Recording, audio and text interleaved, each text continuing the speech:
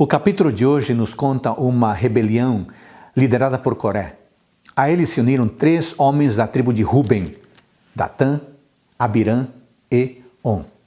Coré conseguiu o apoio de 250 líderes. Este grupo confrontou Moisés com a acusação seguinte: você se levanta sobre todos nós, e todos nós somos santos. A congregação é santa. Sabe que, em certo sentido geral, eles tinham razão, pois, de certa forma, todo Israel havia sido consagrado ao Senhor. Porém, erravam ao entender que a posição do sacerdócio era um ofício que eles podiam designar por eles mesmos, segundo sua própria vontade. O ministério sacerdotal havia sido ordenado por Deus, e Arão, o sumo sacerdote, havia sido ungido nessa posição, sob a direção de Deus. Eles eram orgulhosos, achando de que poderiam ter direito de tomar a posse do ofício sacerdotal quando eles bem entendessem. Datã e Abirão culpavam a Moisés de tê-los levado de uma terra que manava leite e mel, Egito, e não havia tido a capacidade de levá-los para dentro da terra prometida, e neles havia dado a herança que havia sido prometida em Canaã. Eles diziam que as pessoas ficavam deslumbradas devido ao poder, ao imperioso poder de Moisés. Ele liderava eles como se fosse um ditador. Sabe o que aconteceu? Deus julgou e a terra abriu-se e engoliu aos rebeldes e as suas famílias. Mas no dia seguinte houve uma nova rebelião. O povo tornou a murmurar dos seus líderes. Moisés e Arão intercederam de novo por eles. Ambos se colocaram ajoelhados para rogar a Deus que tivesse misericórdia.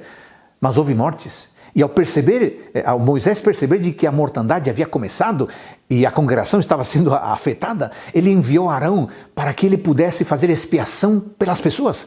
Arão correu rapidamente, tomou o incensário que usava para entrar no lugar santíssimo no dia da expiação. Ele correu e se colocou diante da ira divina.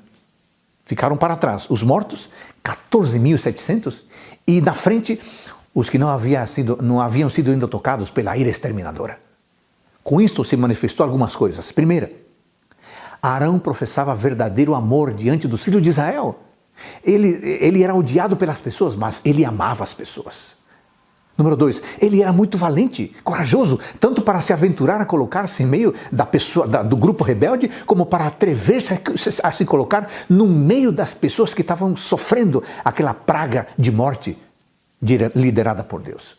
Para salvar a vida deles, das pessoas, ele colocou em risco a sua própria vida. Número 3, o seu chamado ao sacerdócio foi solidamente confirmado naquele dia.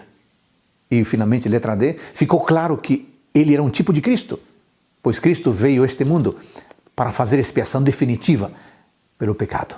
Graças a Deus por bons líderes que intercedem pelas pessoas diante de Deus. Oremos por esses líderes. E se você é um desses líderes, que bênção. Que Deus sempre proteja você. Bênçãos para você e sua família no dia de hoje.